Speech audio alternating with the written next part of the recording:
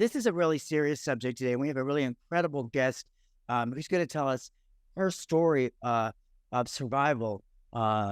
She's lucky to be here with us today. We're not going to use her real name, and we're not going to ever reference the name of the rideshare app, James, that the incident occurred in. We'll explain that at the end of this.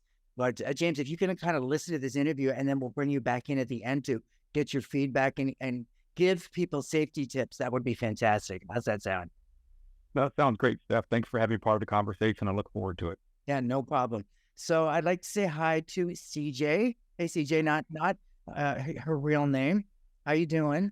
I'm good. How are you? I'm good. I really appreciate you coming forward to tell your story. I know how difficult, the thing has been for you. So thank you for sharing with us. Start at the beginning. It was New Year's Eve, so December 31st, 2021 into January 1st of 2022. I went back to my college for the weekend to go out with some friends for New Year's, and we went to this bar, and I was drugged at the bar. And the man who drugged me had lost me because the bar was so crowded, and eventually I had found my way outside of the bar, and this rideshare was ordered by another couple, and he had convinced me to get in, and he was going to take me home, and that did not happen. He took home the couple first, told them he was just going to drop me off at the police station because I was so incoherent I couldn't even tell him where I lived. And he ended up driving me an hour away to his apartment, where he dragged me inside and sodomized and raped me. How did you escape? So thankfully, my phone was still on. It was on 3% the whole time, but my friends had my location on Live 360. Go, keep walking straight, So straight. your whole family is panicking right now. Why are you in a towel? They called me and they called my parents, and they were on the phone with me, and they were like, you need to get out, because I was convinced I was still at my actual apartment that was an hour away. And they were like, you're not, you need to leave. And so they told me which way to go in the house because they had me flip my camera around, and they were like, open the door. So my friend had to tell me how to unlock a deadbolt. I get out and I run up the stairs of the apartment complex that he lived in. And he realized I was missing, and he ran after me, and I was just beating on people's doors like, someone help, let me in.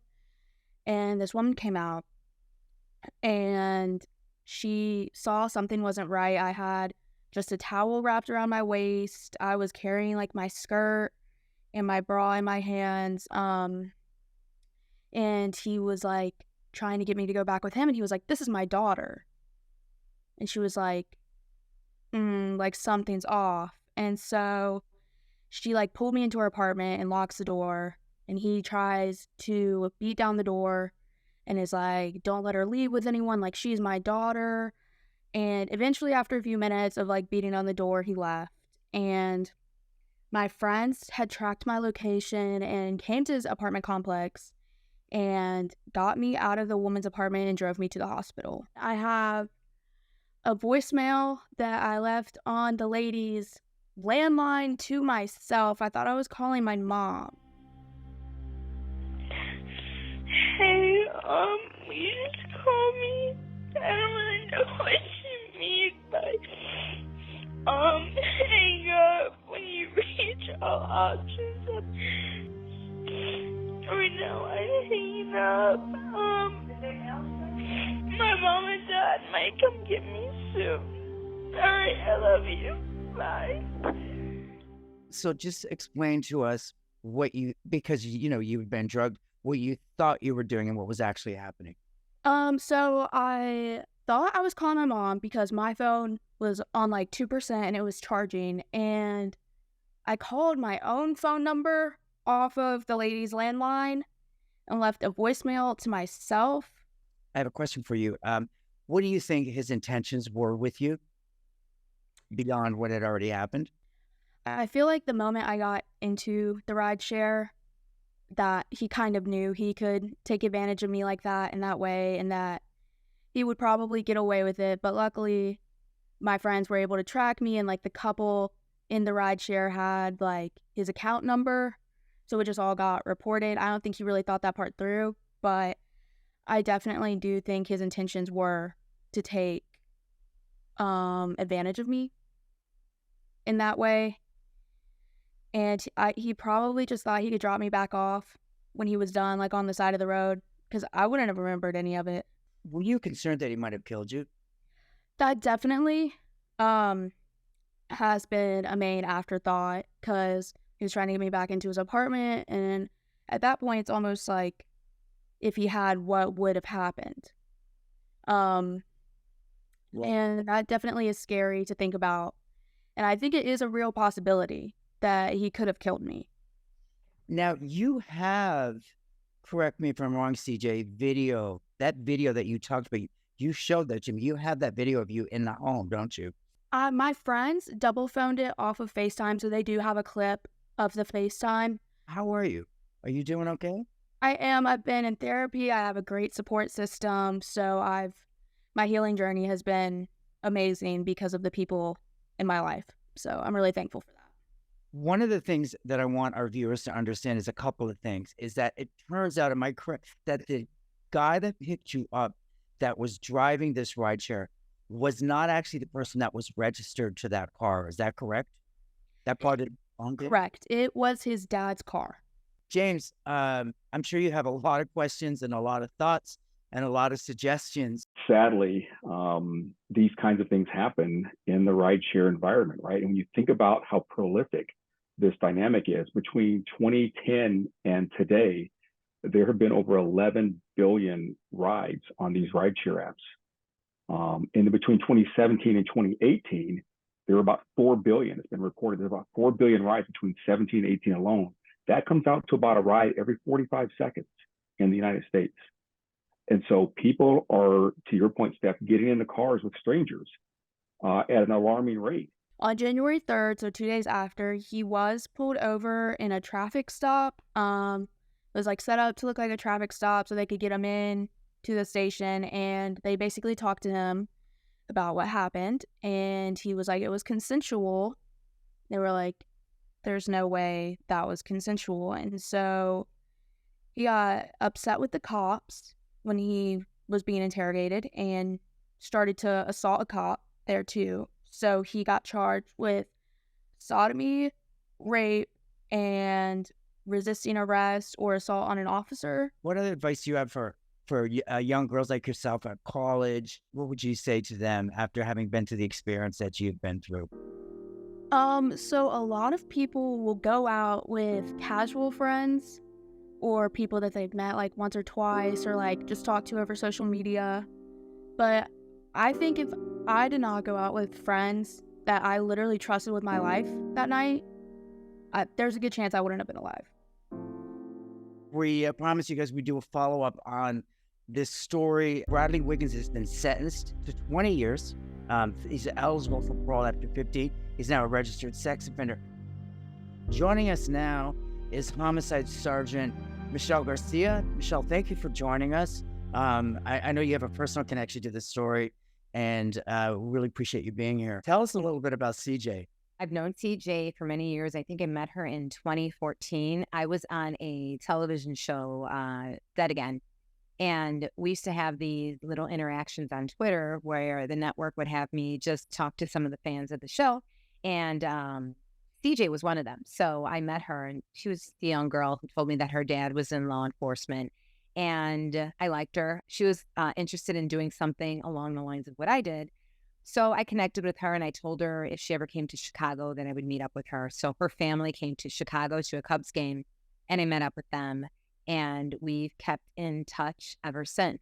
What are your thoughts about the sentencing and the charges? And he's put away for a long time.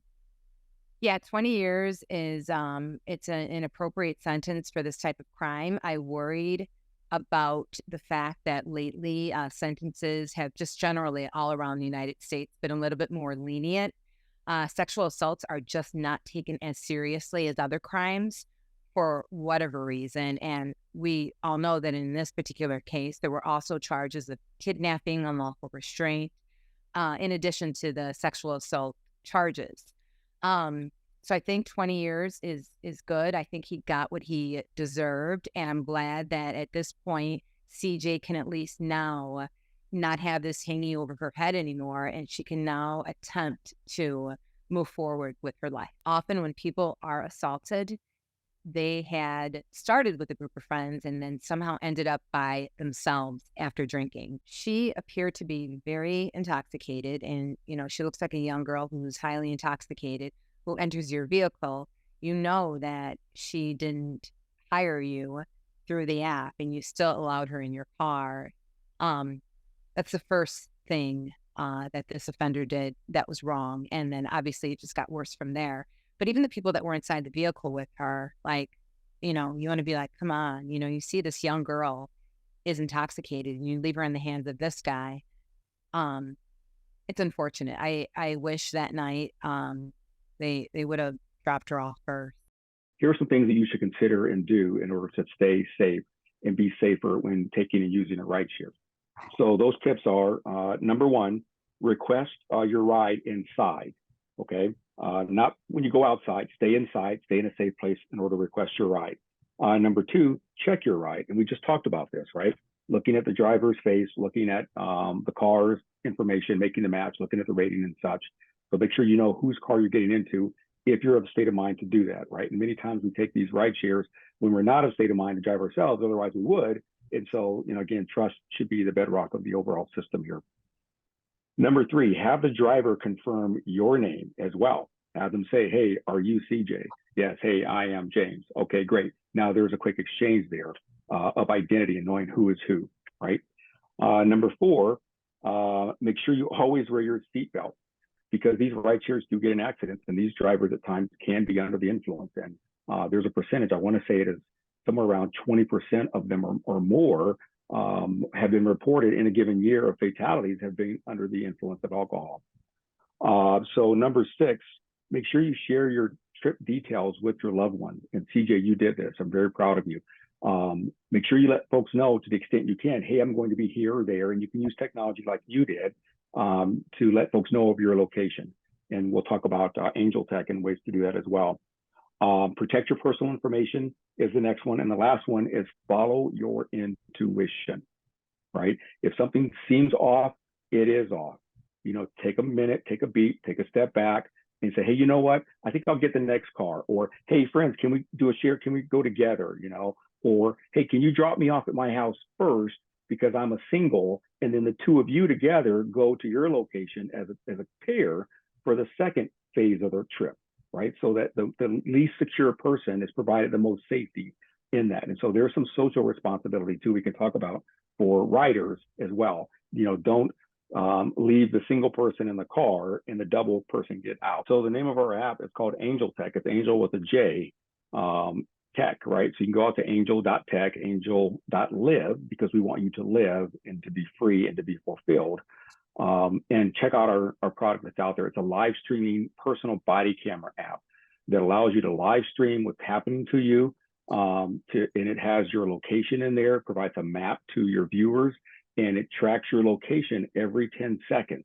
So that if you're driving or if you're in a rideshare, your family and friends can actually see the progress of your route as it's progressing, in addition to seeing the stream and having it all stored in the cloud and being able to have immediate access to that file and download it in case something happens to you or your phone. They have all that information. They can use it to find you and or seek accountability for you.